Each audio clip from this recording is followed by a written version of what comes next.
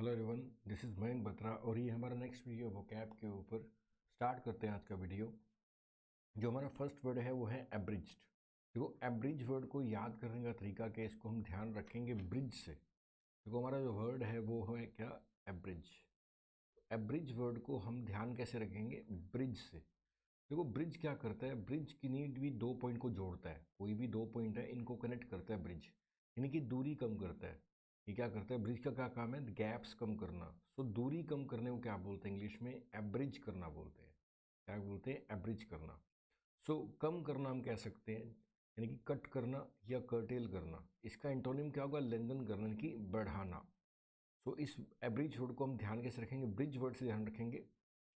अब एग्जाम्पल क्या करते हैं, एग्जाम्पल क्या था, introduction is abridged from author's afterword to the novel.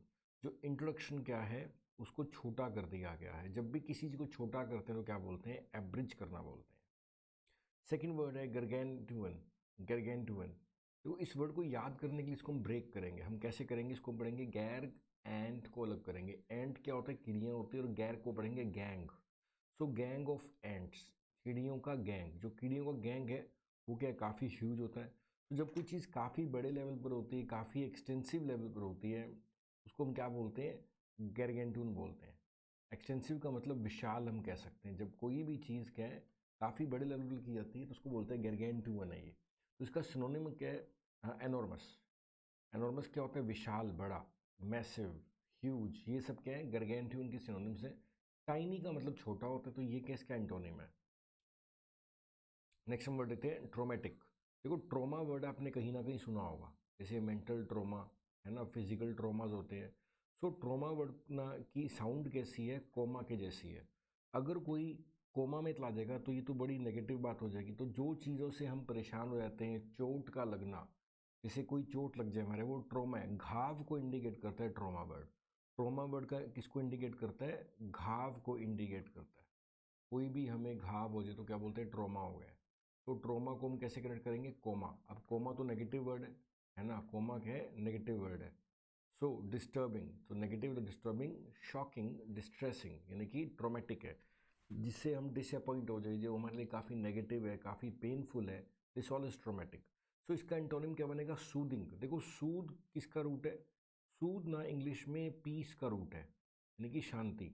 So traumatic तो नेगेटिव वर्ड है, यानी कि जो चीज़ें नेगेटिव चीज़ों को बढ़ावा दे रही हैं वो ट्रोमेटिक है। पेन को बढ़ावा दे रही हैं, डिप्रेशन को बढ़ावा दे रही हैं, वो चीज़ों को हम क्या बोलेंगे, ट्रोमेटिक बोलेंगे। क्या बोलेंगे, ट्रोमेटिक है। लेकिन जो चीज़ें शांति दे रही हैं उनको क्या बोलते हैं, सूद करना, यानी कि सूदिंग है वो चीज़ें। वो चीज़ें क्या है, सूदिंग है। सो ट्रोमेटिक वर्ड का एंटोनिम क्या बनेगा, सूदिंग। एग्जाम्पल देखते हैं, she was going through the traumatic divorce, यानी कि वो गो थ्रू कर रही थी, गुजर रही थी, ट्रोमेटिक डाइवोर्स यानी कि पेनफुल डाइवोर्स वो गुजर रही थी। अनरेलेंटिंग, देखो अनरेलेंटिंग वर्ड को हम कैसे ध्यान रखेंगे, देखो इसका मतलब है कॉन्टिन्यूअल, यानी कि लगातार चलने वाला क्या होता है, अनरेलेंटिंग। ठीक है ना। और कांस्टेंट, कंटिन्यूस। कंटिन्यूस क्या होता है, जो लगातार चल रहा है उसको क्या बोलते हैं, कंटिन्यूस है, कांस्टेंट है ये। तो जब कोई चीज़ लगातार चल रही है उसको बोलते हैं अनरेलेंटिंग है। इंटरमिटेंट, देखो टर्म किसका रूट है, टर्म रूट है ब्रेक का। और इंटरमिटेंट का मतलब है जिसके अंदर ब्रेक्स हैं, जिसके अंदर, इंटरमिटेंट का मतलब है जिसके अंदर जिस चीज़ में ब्रेक्स हैं उसको बोलते हैं इंटरमिटेंट है ये। ठीक है ना। और इसको मैं ऐसे कह सकते हैं, देखो रेलेंट को ना रूट दया का रूट भी है। रेलेंट किसका रूट है, दया का रूट है। सो अनरेलेंटिंग, जिसमें कोई दया नहीं है। अनरेलेंटिंग यानी कि जो बिना रुके अपना काम करता रहता है, there is no peace, there is no mercy, this is unrelenting. यानी कोई लगातार कोई चीज़ चल रही है तो, और नेगेटिव चीज़ चल रही है तो अनरिलेंटिंग है। सो अनरिलेंटिंग को हम कह सकते हैं कॉन्टीन्यूस भी होता है और कांस्टेंट भी कह सकते हैं। और बिना देखे दया के लगातार चलना क्या होता है, अनरिलेंटिंग होता है। सो नॉट टू बी प्लेकेटेड और अपीज्ड। और इसको हम प्लैक नहीं कर सकते, इसको शांत नहीं कर सकते। प्लैक किसको बोलते हैं, शांति के रूट को बोलते हैं। जिसको हम शांत नहीं कर सकते वो क्या है, अनरिलेंटिंग है। जिसको हम अपीज़ नहीं कर सकते, अपीज़ और शांत करने का मतलब क्या होता है, प्लैक करने का मतलब होता है शांत करना। So she established her authority with unrelenting thoroughness, यानी कि कॉन्टीन्यूस थॉरोनेस। बिना रुके कोई काम करने के लिए वर्ड लिखा रहता है अनरिलेंटिंग। तो इसकी सिनोनिम्स क्या है, कॉन्स्टेंट एंड कॉन्टीन्यूस सिनोनिम्स है। इसका एंटोनिम क्या है? इंटरमिटेंट। इसके अंदर रुकावटें हैं, ब्रेक्स है, उसको क्या बोलते हैं? इंटरमिटेंट बोलते हैं। एनिहिलेट, काफ़ी इंपॉर्टेंट वर्ड है एनिहिलेट करना। एनिहिलेट करने का मतलब क्या होता है? इसको याद करेंगे हम एलिमिनेट से, सीधा ध्यान रखना है। Annihilate, eliminate. एलिमिनेट का मतलब क्या होता है? किसी चीज़ को पूरा का पूरा कंप्लीटली ख़त्म कर देना, ठीक है ना। तो इसका मतलब क्या है? एनिहिलेट का मतलब क्या होता है? वाइप आउट करना या ऑब्लिटरेट करना, सफाया कर देना। जैसे आप ये पिक्चर देख सकते हो, ये क्रेन क्या कर रही है? इस घर को एनिहिलेट कर रही है, वाइप आउट कर रही है, ऑब्लिटरेट कर रही है। इसका एंटोनिम क्या बनेगा? क्रिएट करना। A simple bomb could also annihilate a lot of things. छोटा सा बॉम्ब भी क्या कर सकता है? बहुत सी चीज़ों को ख़त्म कर सकता है।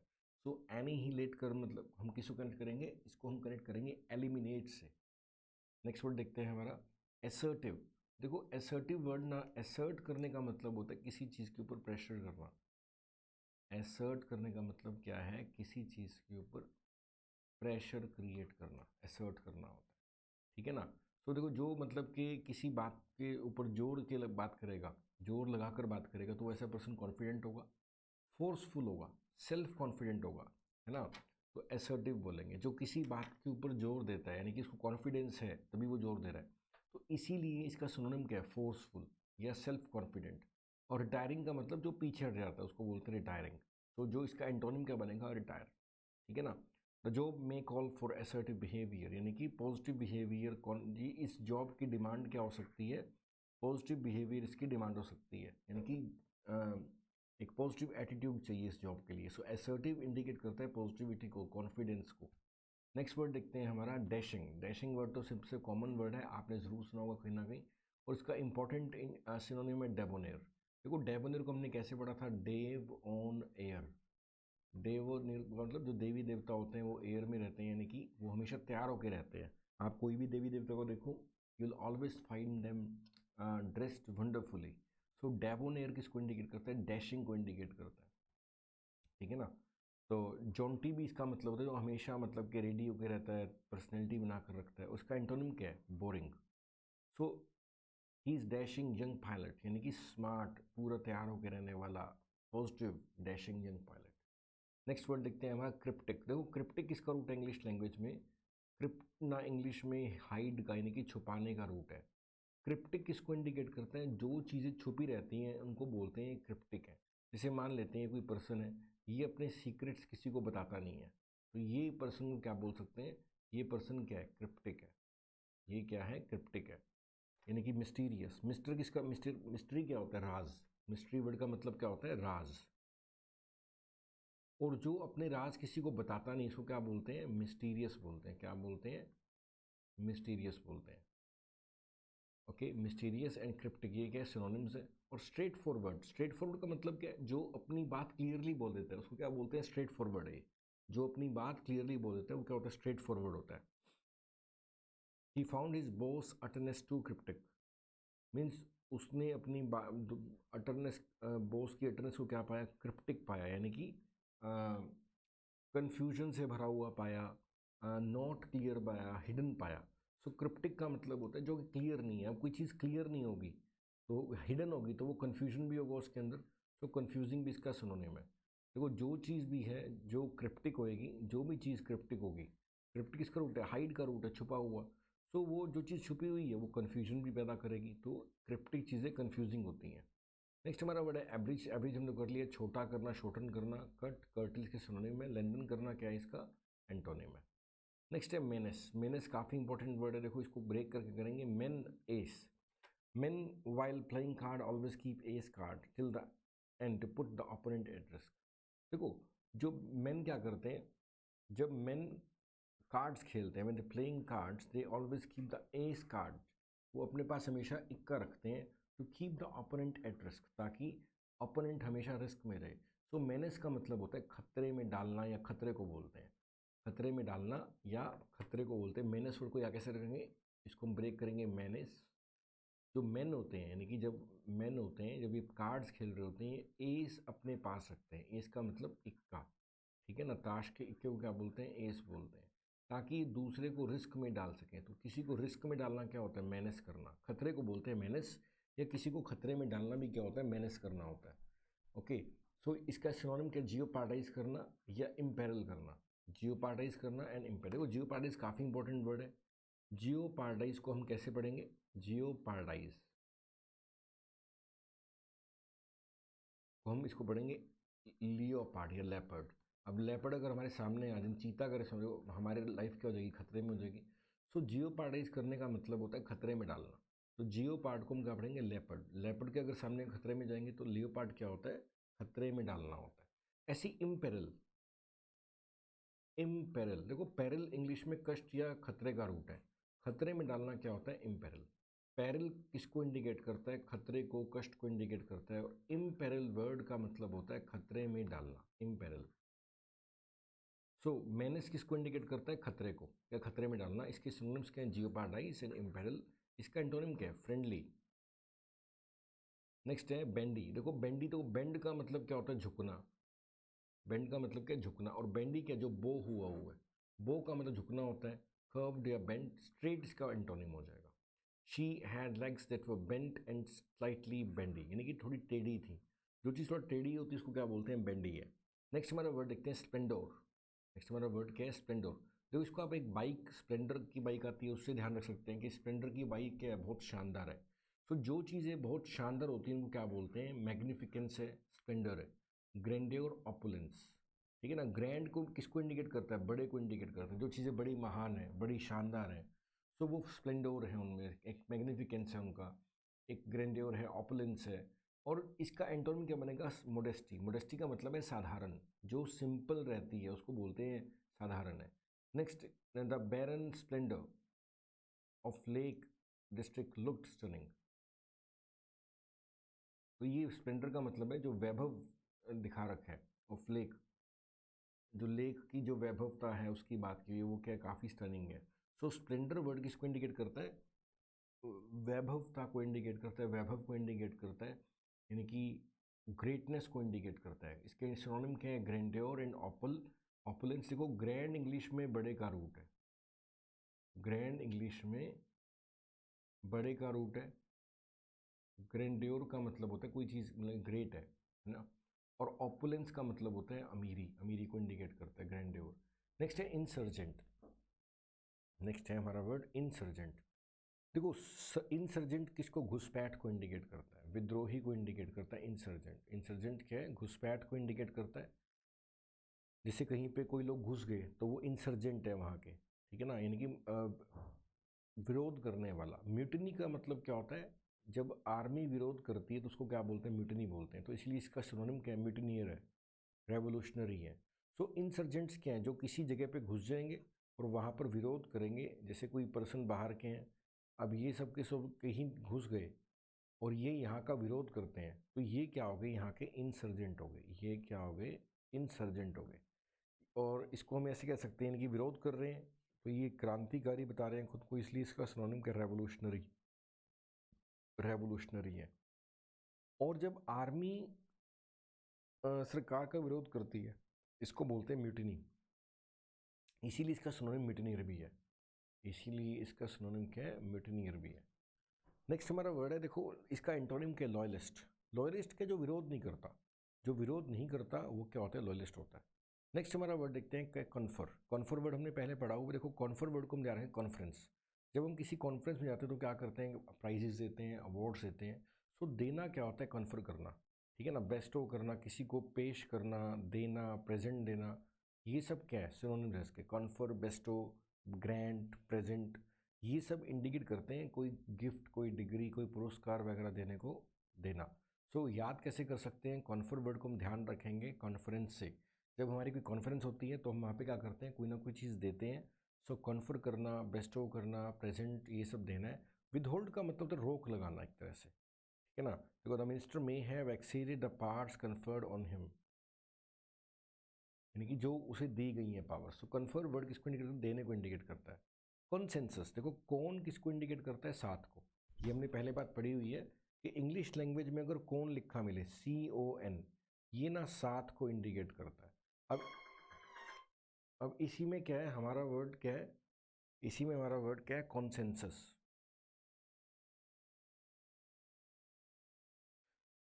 कलेक्टिव ओपिनियन को बोलते हैं। देखो ये कई सारे लोग हैं और हर एक का अपना अपना ओपिनियन है, और सबके ओपिनियन मिलाकर क्या बनेगा, कॉन्सेंसस बनेगा। कॉन्सेंसस वर्ड का मतलब होता है कलेक्टिव ओपिनियन। नेक्स्ट हमारा वर्ड है ब्लाइट। देखो ब्लाइट काफ़ी इंपॉर्टेंट वर्ड है, इसको हम ध्यान कैसे रखेंगे, ब्लैक लाइट कैसे कहें, ब्लैक लाइट। देखो ब्लैक लाइट मतलब डार्क कह सकते हो, और ब्लैक लाइट क्या करती है, मे डिस्ट्रॉय द प्लांट। देखो प्लांट्स को चलने के लिए, अपना खाना बनाने के लिए क्या चाहिए, दे नीड सनलाइट। तो ब्लैक लाइट के अंदर तो वो खाना वगैरह बना ही नहीं पाएंगे, है ना। सो यानी कि वो खतरनाक है। सो ब्लैक लाइट का मतलब होता है जो हमारे लिए कष्टदायक है, जो हमारे लिए श्राप की तरह है, जो हमारे लिए प्रॉब्लम है, वो क्या है, ब्लाइट है हमारा। यानी कि एफ्लिक्शन की पेन है, एक तरह की पेन को इंडिकेट करता है ब्लाइट, ठीक है ना। बेन, ब्लेसिंग का एंटोनिम क्या होता है, बेन यानी कि श्राप। सो आप किसको ध्यान रखोगे, ब्लैक लाइट से। ब्लैक लाइट श्राप को इंडिकेट करता है, बैड लक को इंडिकेट करता है, पेन को इंडिकेट करता है। सो ये सब क्या सिनोनिम है ब्लाइट के। ब्लाइट का सिनोनिम क्या है, एफ्लिक्शन, बेन, स्कॉर्च। इसका एंटोनिम क्या है, ब्लेसिंग, ठीक है ना। इसका नाम क्या है, ब्लेसिंग एंटोनिम। नेक्स्ट है डेफी। देखो डेफी वर्ड को हम कैसे ध्यान रखेंगे, इसको डेफी कह सकते हैं, डिफाई कह सकते हैं, DEFY, डेफी या डिफाई। इसको हम पढ़ेंगे डिनाई से। डिनाई का मतलब होता है मना करना।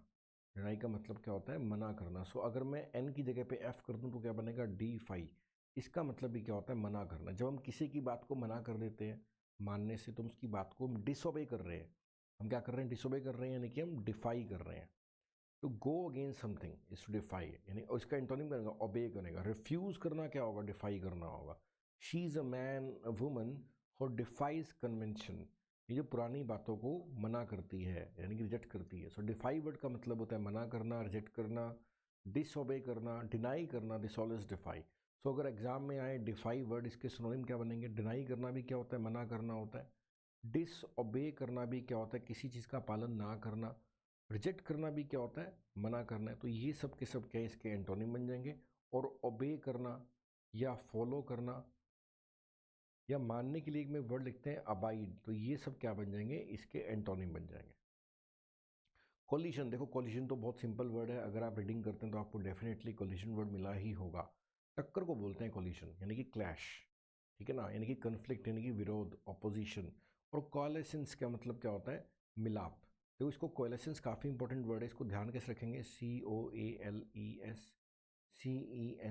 देखो इसको कोल से याद रखेंगे। देखो कोल का मतलब होता है कार्बन। अगर आपने कोल पढ़ा है तो कार्बन कार्बन कार्बन की चेन है, ये मिले होते हैं, जुड़े होते हैं। सो जुड़ना, मिलना क्या होता है, मिलाप क्या होता है, कोलिशंस होता है। मिलाप क्या होता है, कोलिशंस होता है। सो कोलिशन का मतलब तो होता है टकराव, टकराना, यानी कि क्लैश। यानी कि नेगेटिव वर्ड है तो ऑपोजिशन, कन्फ्लिक्ट। और इसका एंटोनिम क्या है, मिलना, यानी कि कोलिशंस। मिलना क्या होता है, collisions. When she married an NRI, collision of two diverse culture took place. जब उसने एक NRI से शादी करी तो टकराव हुआ, यानी कि कॉलिशन हुआ, यानी कि टकराव। नेक्स्ट हमारा वर्ड है डायर। देखो डायर का मतलब होता है बहुत गहरा। इसको याद कैसे कर सकते हैं, जनरल डायर का आपने नाम सुना ही होगा। जलियांवाला बाग का जो कांड हुआ था, मैसेकर हुआ था। मैसेकर का मतलब होता है कई लोगों की हत्या हो जाना। तो उसमें जनरल डायर ने बहुत ये कहा था कि लोगों को ऊपर फायर कर दो। तो जनरल डायर ने बड़ा गंभीर मतलब के काम किया, सीरियस एक्शन लिया वहाँ पे। सो जनरल डायर से हम क्या ध्यान रखेंगे, वो एक अत्यंत सीरियस मुद्दा था जब हुआ जलियांवाला कांड। तो अत्यंत गंभीर को बोलते हैं डायर, यानी कि ड्रेडफुल, यानी कि डरा होने वाला, अपैलिंग। और इसका एंटोनिम क्या होगा, एक्साइटेड, यानी कि जिसमें बहुत मज़ा आ रहा है आपको, वो तो एक्साइटेड। इसका एंटोनिम का जिसमें बड़ा डर है, डायरिंग है। सो डायर किसको, वेरी सीरियसनेस को बोलते हैं, इंडिकेट करता है, वेरी सीरियस को बोलते हैं डायर। सो ड्रेडफुल, अपैलिंग। तो इसका देखते हैं यूज़ कैसे, misuse of drugs have dire consequences. अगर हम ड्रग्स का गलत इस्तेमाल करते हैं, इसके बड़े सीरियस कॉन्सिक्वेंसेज हैं। सो डायर वर्ड किसको इंडिकेट करता है, बहुत सीरियस को इंडिकेट करता है। नेक्स्ट हमारा वर्ड है टेंजिबल। देखो पहली बात तो ये एडजेक्टिव है, जो हमारा वर्ड है टेंजिबल, ये एडजेक्टिव है, वास्तविक, यानी कि रियल। देखो इसको याद कैसे कर सकते हैं, वर्ड बना किससे, थोड़ा समझते हैं। ये वर्ड बना है टेंजेंट से। ये वर्ड किससे बना है, टेंजेंट से बना है। टेंजेंट क्या होता है, देखो ये सर्कल है, कोई लाइन इसको टच कर रही है, तो ये क्या टेंजेंट है। सो जो टच कर रहा है, यानी कि जो वो टेंजिबल है, यानी कि जो रियल में हमारी पहुंच में है, जो रियल है, जो वास्तव में है, उसको बोलते हैं टेंजिबल, जो एक्चुअल है। और जो केवल हमारे ख्यालों में है, हमारी सोच में, उसको क्या बोलते हैं, एब्स्ट्रैक्ट है, ठीक है ना। सॉलिड का मतलब कोई चीज़ रियल में प्रेजेंट है, ठीक, सिर्फ ख्वाबों में नहीं है, वो सॉलिड है, हमारे सामने है। सो टेंजिबल का मतलब है एक टेंजेंट की तरह, जैसे टेंजेंट टच करती है ना, टचिंग है, उसी तरह से टेंजिबल वो सब चीज़ें जो कि रियल हैं, एक्चुअल हैं, सॉलिड है, सिर्फ ख्यालों में नहीं है, सिर्फ एब्स्ट्रैक्ट नहीं है। तो इसीलिए टेंजिबल का सिनोनिम क्या है? Actual and solid. इसका एंटोनिम क्या है? एब्स्ट्रैक्ट। कन्वेंशनल, देखो कन्वेंशनल का मतलब जो पुराने तौर तरीकों से कोई भी काम होता है उसको बोलते हैं कन्वेंशनल, ठीक है ना, इसमें कुछ नयापन नहीं है। जो कन्वेंशनल मतलब पुराने तौर तरीकों से, यानी कि पुराना वही स्टैंडर्ड, वही रेगुलर बातें, वही नॉर्मल्स, ठीक है ना, ये सिनोनिम्स है। और ओरिजिनल का मतलब इसका एंटोनिम। नेक्स्ट वर्ड देखते हैं एफिकेशियस। देखो हमने एक वर्ड पढ़ा था एफिकेसी, अगर आपको ध्यान हो तो हमने पिछले के वीडियोस में हमने कर रखा है, एफिकेसी वर्ड हमने कवर किया हुआ है। देखो एफिकेसी वर्ड ना किसको इंडिकेट करता है? किसी भी चीज़ की इफेक्टिवनेस को इंडिकेट करता है। कोई चीज़ कितनी इफेक्टिव है वो उसकी एफिकेसी है, ठीक है ना, वो क्या है? उसकी एफिकेसी है। सो एफिकेशियस का मतलब होता है इफेक्टिव, सक्सेसफुल, इफेक्चुअल। और इसका एंटोनिम क्या? इन एफिकेशियस, यानी इसका कोई प्रभाव नहीं है, इसको बोलते हैं इनएफिकेशियस बोलते हैं। ओके, नेक्स्ट वर्ड देखते हैं डीम। देखो डीम किसको इंडिकेट करते हैं? मानने को, कंसीडर करना, जैसे ऐसा माना जाता है, आपको कई बार लिखा मिला होगा इट इज़ डीम्ड, यानी कि ऐसा माना जाता है, या it is considered, it is considered, यानी कि ऐसा माना। तो डीम्ड वर्ड इंडिकेट करता है मानने को, जैसे ऐसा माना जाता है तो इसको इंग्लिश में क्या बोलेंगे? It is deemed, it is considered. So जब किसी चीज़ को मानते हैं, तुम जज कर रहे हैं, एडजज कर रहे हैं, तो ये इसके सिनोनिम्स है। कंसीडर करना क्या है? मानना क्या है? सिनोनिम है। मिसजज करना क्या? इसका एंटोनिम बन जाएगा। मिस लगाने से नेगेटिव बन गया, एंटोनिम बन गया। The event was deemed a great success, event को एक ग्रेट सक्सेस माना गया। सो डीम वर्ड का मतलब क्या होता है? मानना। अनब्राइडल्ड, अनब्राइडल्ड देखो इसको मतलब क्या है? देखो ब्राइड का मतलब होता है दुल्हन। अब जो दुल्हन है वो किसी से बंधी होती है, कनेक्टेड होती है ना, फिक्स होती है वो। अनब्राइडल्ड का मतलब जो बंधा नहीं हुआ, यानी कि अनरेस्ट्रेन्ड है वो। इसको याद करने का तरीका ये, अनब्राइडल्ड का मतलब होता है जो बंधा नहीं हुआ, जिसके कॉन्स्ट्रेंट्स यानी कि सीमाएं नहीं है, अनकॉन्स्ट्रेंट, हैविंग नो बाउंड्रीज, अनकंट्रोल्ड। तो ये सब के सब क्या है? अनब्राइडल्ड, अनरेस्ट्रेन्ड, अनकंस्ट्रेंड, अनकंट्रोल्ड, ये सब के सिनोनिम्स हैं। इसका एंटोनिम क्या है? रेस्ट्रेन्ड। रेस्ट्रेन इंडिकेट करता है बाउंड्रीज को। जो रेस्ट्रेन्ड है, जो कि सीमित है, उसको क्या बोलते हैं? रेस्ट्रेन्ड है ये। He had a moment of unbridled ambition, यानी कि अनलिमिटेड एम्बिशन की बात हो रही है यहाँ पे। सो अनब्राइडल्ड वर्ड को हम कैसे याद रखेंगे? ब्राइड से। ब्राइड यानी कि दुल्हन, जो दुल्हन है किसी की तो वो बंधी हुई है। अनब्राइडल्ड यानी कि वो बंधी नहीं हुई है। अनरेस्ट्रेन्ड, अनकंस्ट्रेन्ड, अनकंट्रोल्ड। एंड रेस्ट्रेन्ड का मतलब होता है जो बंधा हुआ है। अनएक्सेप्टेबल, देखो एक्सेप्ट करना तो स्वीकार करना होता है। जब हम किसी को स्वीकार लेते हैं तो उसको क्या कर लेते हैं? एक्सेप्ट कर लेते हैं। स्वीकारना होता है एक्सेप्ट करना। और अनएक्सेप्टेबल जिसको हम स्वीकारा नहीं जा सकता। एक्सेप्टेबल का मतलब क्या होगा? जिसको हम स्वीकार कर सकते हैं वो एक्सेप्टेबल है। और अनएक्सेप्टेबल का इसको स्वीकार नहीं कर सकते, यानी कि इनटॉलरेबल जिसको बर्दाश्त नहीं कर सकते, इनसफरेबल जिसको सफ़र नहीं कर सकते, अनसेटिस्फैक्ट्री जिससे हम सेटिस्फाइड नहीं हैं, ठीक है ना। अनएक्सेप्टेबल का मतलब है जिससे हम सेटिस्फाइड नहीं है, तभी तो इसे एक्सेप्ट नहीं कर रहे। उसका एंटोनिम क्या बन जाएगा? Acceptable. His behaviour was unacceptable, यानी कि उसका बिहेवियर हम स्वीकार नहीं कर सकते। रीप्रीहेंसिबल, रीप्रीहेंसिबल देखो का मतलब क्या? It sounds opposite of apprehensible, and apprehense sound like drive from the appreciate. तो उसको ध्यान कैसे रखना है? रीप्रीहेंसिबल किसकी तरह साउंड करता है? एप्रीहेंसिबल की तरह।